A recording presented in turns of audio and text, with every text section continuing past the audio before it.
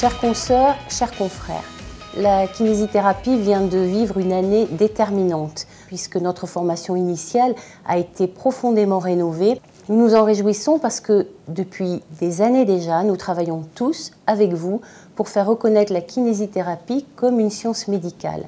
Cette réforme, elle est nécessaire pour la santé publique et pour l'accès aux soins de tous les patients sur le territoire.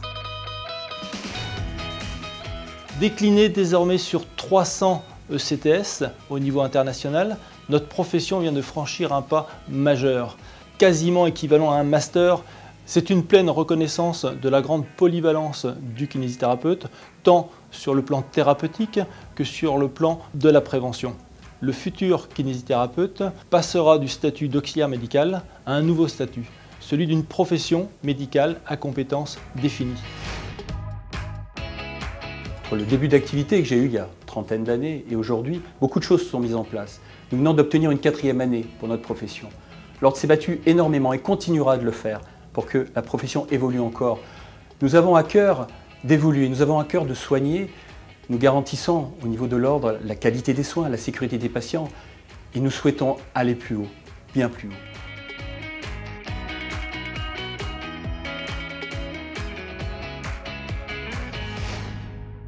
L'année à venir va être très importante pour la suite de nos travaux.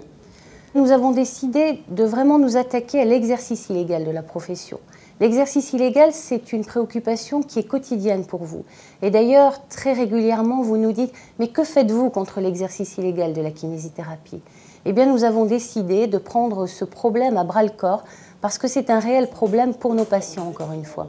Ces autorisations d'exercice sont délivrées à des personnes qui ne sont pas des ressortissants européens. Pour la plupart des membres du bureau, ce sont des kinésithérapeutes libéraux. Donc nous souhaitons ce lien direct. D'ailleurs, pour l'année 2015, un des objectifs du Conseil national sera de faire des bureaux décentralisés qui se passeront dans différentes régions ou départements de France.